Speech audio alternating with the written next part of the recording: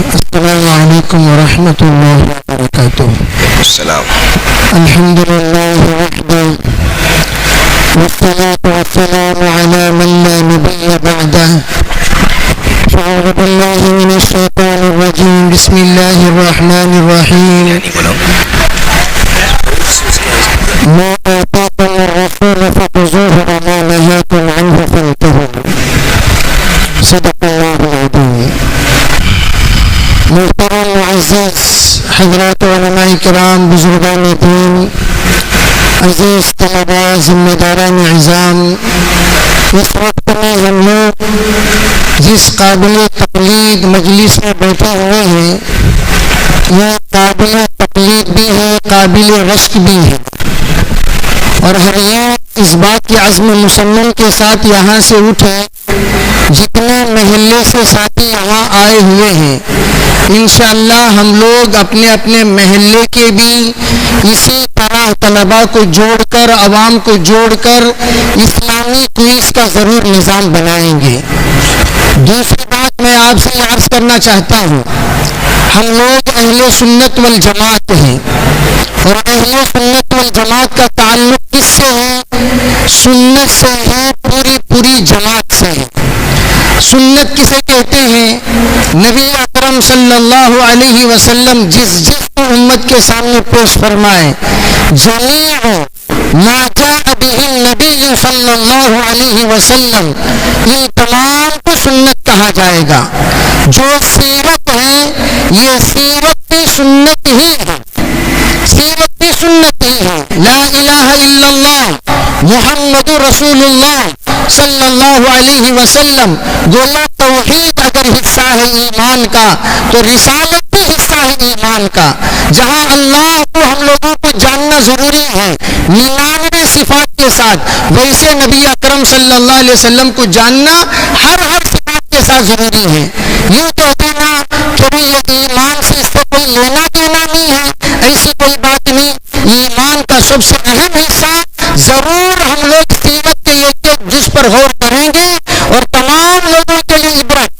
توجہ چاہتا ہوں، بچوں کے لیے حضور کا بچپنا نصیحت ہے، بڑوں کے لیے حضور کا بڑپن نصیحت ہے، نوجوانوں کے لیے حضور کی جوانی نصیحت ہے، تمام عمر کے لوگوں کے لیے بچپن سے لے کر 55 تک اللہ کے رسول علیہ السلام نے اپنی زندگی کے تمام دوستوں کو جیسا گزارا ان تمام شکلوں میں گزارنے کی نصیحت ہے.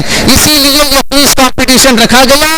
آگے تمام علماء کرام کی طرف سے ترجمان بن کر تمام ساتھیوں سے، خصوصاً ہمارے مولانا سے یہ گزارش کرنا چاہوں گا، آئندہ ہم لوگ اس بات کا نظام بنائیں کہ 10 بیچ ہیں، 10 بیچ کو ہم الگ الگ سوالات دیں، تاکہ من وعن کلیتاً پوری سیرت، جس مجلس میں ہم لوگ یہاں بیٹھے ہوئے ہیں اس مجلس میں پوری سیرت تمام امت کے سامنے واضح ہو جائے.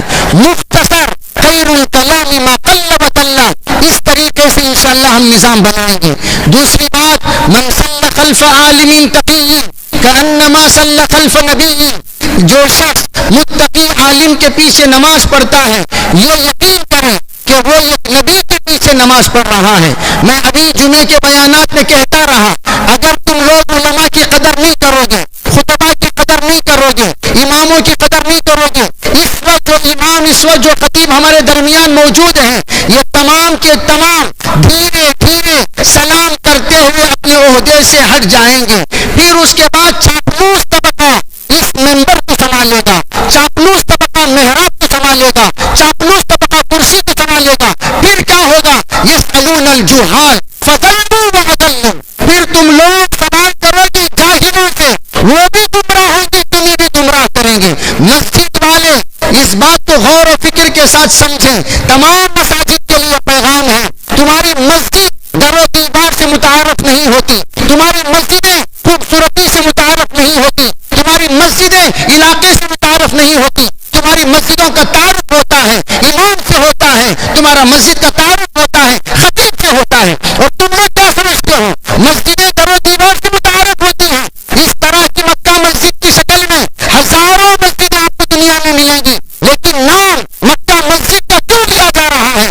آج لیا جاتا ہے مرحوم مولانا کلیم اللہ صاحب رسا کی رحمت اللہ علیہ کی برکت سے اور دیگر تمام علماء کی برکت سے آج ہے تو مفتی مولانا ظہیر صاحب دامت برکاتہم کی برکت سے آج اس مسجد کا تعارف ہے. کمیٹی والے ماشاءاللہ بڑے خوش نصیب ہیں, محلے والے بڑے خوش نصیب ہیں. میں سب کو مبارکبادی دیتا ہوں, کہتا ہوں کہ ان اماموں کی, ان خطبہ کی قدر کریں. انشاءاللہ ان کی قدر دانی ہمیں رائیگاں نہیں ہونے دے گی, بلکہ یہ خوشخبری اللہ کے رسول نے سنا دیا. اگر تم متقی امام کے پیچھے نماز پڑھتے ہو, یقین کرو تم ایک نبی کے پیچھے نماز پڑھ رہے ہو. اللہ نے وہ شان, اللہ نے وہ فخر اس مسجد کو اللہ نے عطا فرمایا. الحمدللہ ایسے علماء, ایسے متفکر, ایسے مفکر بہت کم امت کو ملتے ہیں. یہ سب کے سب ہم سب کے لیے رشک ہیں. اس لیے میں تمام کمیٹی کی طرف سے, محلے کی طرف سے, اہل محلہ کی طرف سے,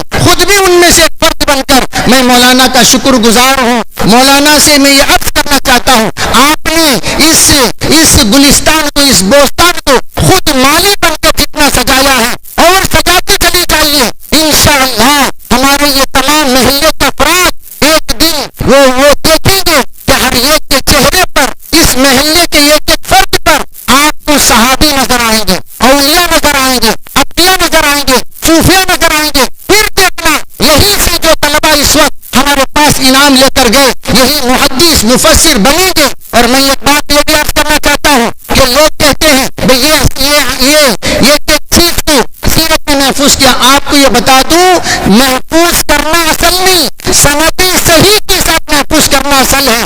الحمدللہ دین اسلام حدیث مسلسلات ایک حدیث ہے جس میں اللہ کے رسول علیہ السلام کی ہر حرکت محفوظ ہے, ہر بات محفوظ ہے, ہر سیرت کے ایک ایک جز اور ایک ایک فعل محفوظ ہے. تفصیلات کی لیے گنجائش نہیں. پھر کبھی اس وقت ہم تمام محلے والوں کی طرف سے ان علماء کرام کے اعزاز کرنے سے پہلے میں ان اکابر علماء سے گزارش کروں گا کہ ہم آگے تشریف لائیں اور حضرت مولانا مفتی ظہیر صاحب دامت برکاتہم کا اعزاز فرمائیں. کمیٹی والوں سے بھی گزارش کہ وہ احباب جس کے ذریعے سے اعزاز کرنا چاہتے ہیں آگے تشریف لائیں اور اعزاز کا انشاءاللہ اس وقت عمل ہوگا. پھر اس کے بعد انشاءاللہ دیگر تاثرات ہمارے علماء پیش فرمائیں گے. ہمارے مولانا حضور صاحب دامت برکاتہم سے, حضرت مولانا خالد صاحب مجید دامت برکاتہم سے اور دیگر ہمارے حضرت کے ساڈو صاحب دامت برکاتہم سے بھی گزارش ہے اور خلیق الرحمان صاحب سے بھی آگے تشریف لائیں, اس اعزاز سے نوازیں. پھر انشاءاللہ بعد میں تاثرات پیش فرمائیں.